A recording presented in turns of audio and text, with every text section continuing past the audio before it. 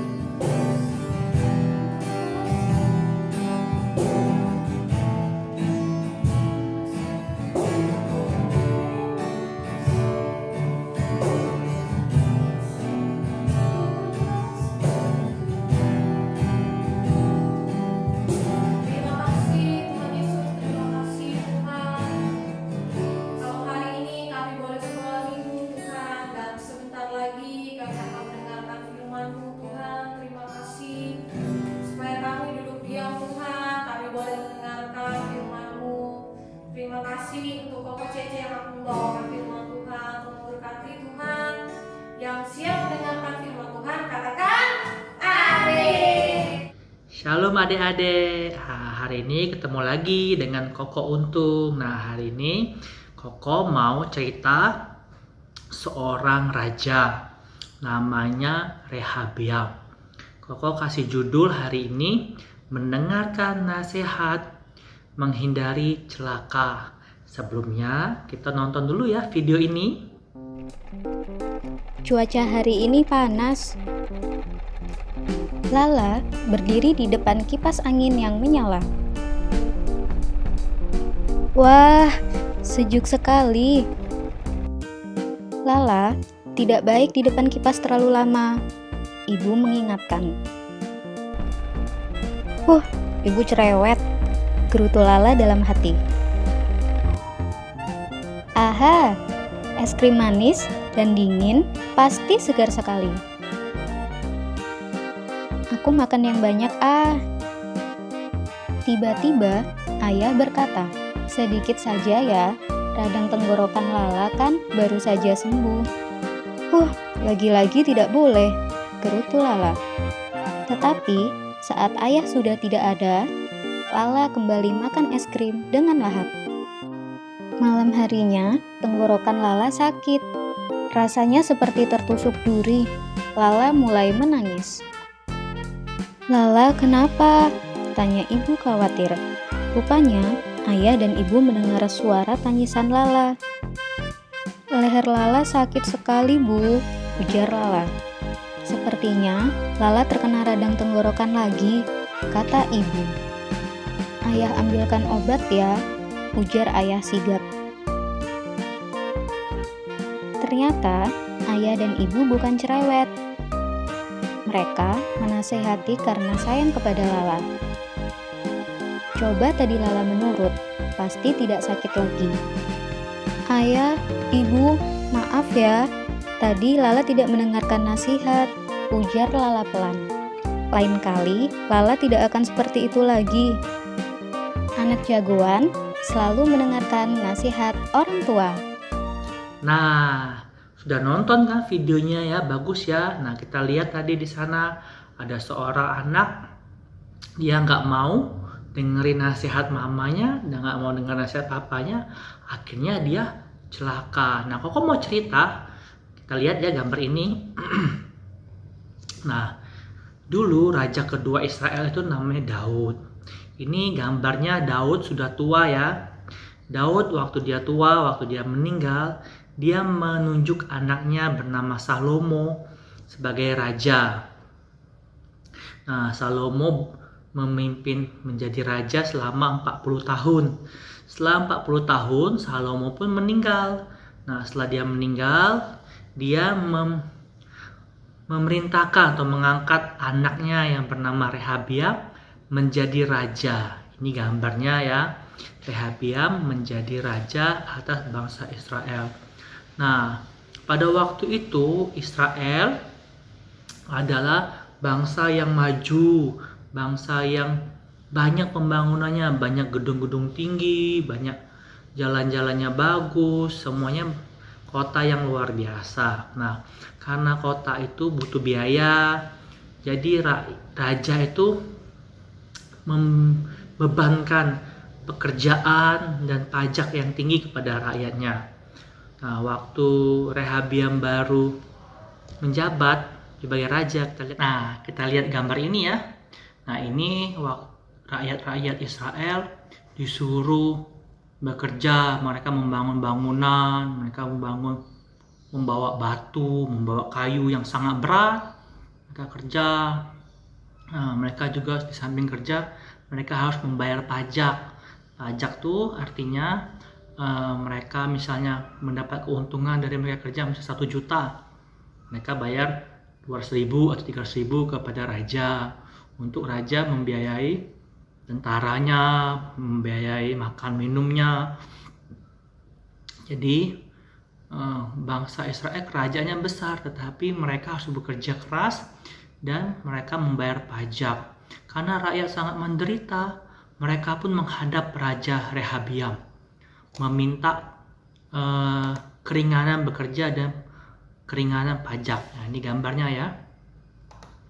Nah, orang-orang Israel banyak datang ke Raja Rehabiam, minta kerjanya diringanin dan minta pajaknya dikurangin. Oke, kata raja, nanti beberapa hari lagi aku akan bertemu kalian dan akan memberikan jawaban kepada kalian. Nah, Rehabiam ini bertanya ya, dia bingung mau musuh gimana, dia bertanya kepada orang-orang di dalam kerajaannya. Ada dua golongan orang-orang yang dia tanyain. Yang pertama adalah golongan tua-tua. Golongan tua-tua adalah mereka dulu penasihatnya Raja Salomo, orang-orang yang pinter, orang-orang yang berwawasan, yang bijaksana. Nah, orang-orang tua ini memberikan nasihat, yaitu biarlah raja berlaku ramah dan berlaku baik, dan biarlah raja memberikan jawaban yang baik. Ikutilah kehendak rakyat, agar rakyat itu bisa setia dan tetap menjadi rakyat setia kepada raja. Nah, itu jawaban dari tua-tua ya. Tetapi Raja Rehabiam tidak puas. Dia tidak mau menurutin nasihat orang-orang tua itu. Dia nggak mau berlaku baik, berlaku ramah, mengikuti kehendak rakyat, dia nggak mau. Terus dia panggil teman-temannya. Nah, ini beberapa teman-temannya ya, orang-orang muda. Dia minta nasihat. Apa yang aku harus lakukan? Apakah harus meringankan beban rakyat atau gimana? Katanya. Nah, orang-orang muda ini menjawab seperti ini. Jangan raja, jangan kasih ringan pajak, jangan kasih mereka kerja diperingan. Tapi bikin mereka kerja tambah keras, tambah besar pajak yang mereka harus tanggung. Kalau perlu kita nggak usah pakai cambuk biasa, tapi pakai cambuk yang ada durinya, cambuk berduri. Kita paksa mereka untuk kerja terus. Besoknya Raja Rehabiam bertemu lagi kepada rakyat di hadapan rakyat tadi. Dia memberikan jawaban. Nah, seperti ini ya, orang tadi kan menunggu jawaban. Apakah raja mau meringankan kerja dan meringankan pajak yang harus mereka bayar. Tetapi raja memberitahukan bahwa pekerjaan mereka akan diperberat, pajak mereka akan diperberat. Nah, mendengar itu, rakyat pun, banyak rakyat Israel lari. Nah, mereka berontak ya. Mereka dengar raja seperti itu, raja egois, jadi mereka berontak, mereka lari dari hadapan raja. Akhirnya mereka mendirikan kerajaan sendiri, mereka mengangkat raja sendiri. Akhirnya Rehabiam yang dulu kerajaannya besar, karena rakyatnya banyak berlari, akhirnya kerajaan Rehabiam menjadi kerajaan kecil. Dulu bangsa Israel, rajanya memerintah 12 suku ya. 12 suku itu atau berapa juta rakyatnya. Tapi semenjak rakyatnya tidak mau menurut raja lagi, rajanya mau keras, orangnya kabur rakyatnya. Jadi Rehabiam sekarang hanya punya 2 suku yang dia pimpin menjadi raja. Jadi kerajaannya tadi besar, sekarang kerajaannya jadi kecil. Karena Rehabiam tidak mau mendengarkan nasihat. Nah, mungkin Rehabiam menyesal ya, dulu dia punya kerajaan yang besar, dia punya rakyat yang banyak. Karena dia nggak mau mendengarkan nasihat dari tua-tua, dia maunya keras, dia maunya dengar nasihat dari yang salah dari kawan-kawannya. Akhirnya kerajaan yang besar jadi kecil. Jadi dia menguasai banyak jutaan orang, cuma jadi sedikit. Nah, kita juga sebagai anak-anak Tuhan sering ya tidak mau mendengarkan nasihat, kita bertindak seperti apa yang kita mau sendiri. Nah, pertama kita lihat lagi kembali ke gambarnya, slide ya. Nasihat itu apa sih kok? Nah, ada 2 pengertian nasihat.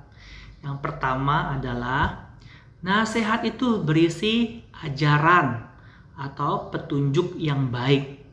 Nah, nasihat itu bisa dari orang tua kita, dari guru, dari koko cece guru sekolah minggu, dari kakak atau saudara kita. Nah, contohnya seperti ini. Mama papa menyuruh kita mengerjakan PR, belajar. Nah, kalau kita dengarkan, kalau kita lakukan, ada akibatnya, akibat yang baik. Kita menjadi pintar, kita dapat nilai yang bagus di rapotnya. Nah, kalau orang tua kita suruh kita makan sayur-sayuran, makan buah-buahan. Siapa di sini yang nggak mau makan sayur? Siapa di sini yang nggak mau makan buah? Kita harus turutin mama papa makan sayur, makan buah supaya badan kita sehat, tidak cepat sakit. Nah, yang ketiga contohnya mengasihi orang tua, mengasihi saudara, mengasihi teman. Nah, kalau kita mengasihi mereka, kita juga dikasihi, disayangin teman-teman kita, mama papa, saudara. Nah, nasihat kita untuk kita juga sabar, murah hati. Sabar tuh berarti nggak cepat marah-marah. Akibatnya apa kalau sabar? Kita mendapat banyak teman. Nah, kalau kita nggak sabar, dikit temennya, nggak ada yang mau teman sama kita. Nah, murah hati itu apa kok artinya murah hati? Murah hati itu dia mau memberi, mau berbagi. Nah, itu tadi beberapa contoh dari nasihat yang baik. Nah, yang kedua,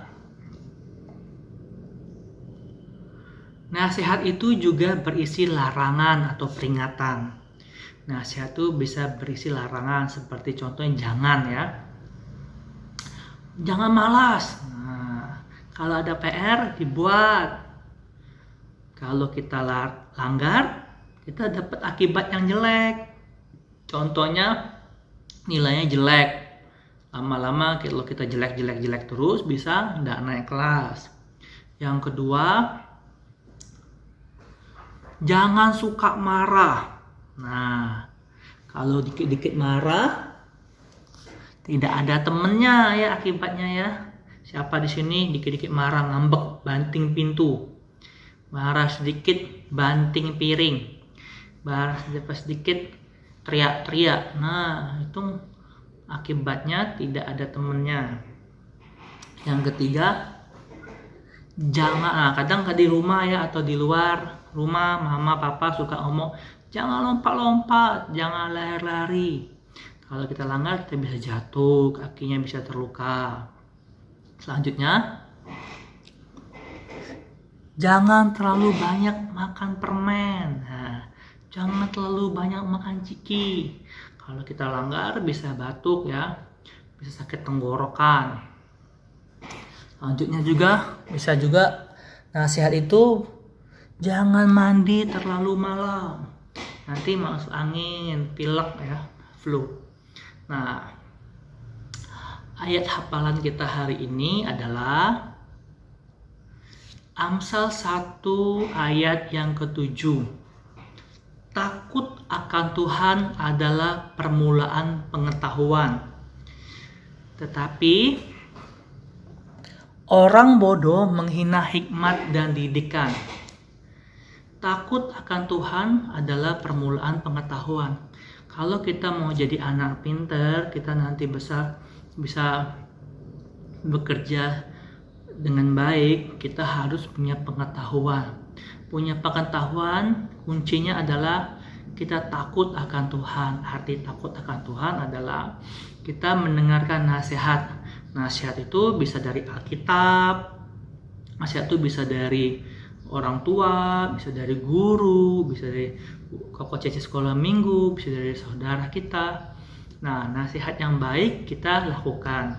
Ada juga larangan-larangan jangan kita lakukan. Nah, orang-orang yang menolak ajaran atau didikan, anak-anak yang menolak nasihat, yang melanggar larangan, itu kata Alkitab adalah orang yang bodoh. Misalnya sudah dikasih tahu jangan lompat-lompat lari-lari, nanti jatuh. Waktu jatuh berarti anak tersebut adalah anak yang bodoh. Ya, jangan suka marah-marah, nanti nggak ada teman. Nah, nanti pas kejadian nggak ada teman, berarti kita disebut anak yang bodoh. Siapa di sini yang mau disebut anak bodoh? nggak mau. Kita mau disebut anak yang pinter. Takut akan Tuhan adalah permulaan pengetahuan. Anak pinter berarti mendengarkan nasihat. Oke, kita berdoa. Tuhan Yesus, terima kasih, biarlah kami boleh menjadi anak yang pintar, yaitu anak yang mendengarkan nasihat dari didikan, ajaran Alkitab, orang tua kami, Koko Cece, guru sekolah minggu, dan saudara kami. Nasihat yang baik biar kami lakukan, dan larangan kami mau menjauhkan diri kami dari apa yang dilarang, apa yang tidak boleh. Terima kasih Tuhan, berkatilah anak-anak-Mu menjadi anak-anak yang luar biasa. Biarlah tidak ada satupun di antara kami yang bodoh, yang menghina didikan. Terima kasih Tuhan, terima kasih di dalam nama Tuhan Yesus. Amin. Amin. Jangan lupa kita menghafal ayat hafalan kita Amsal 1 ayat ke-7. Tuhan Yesus memberkati. Dadah.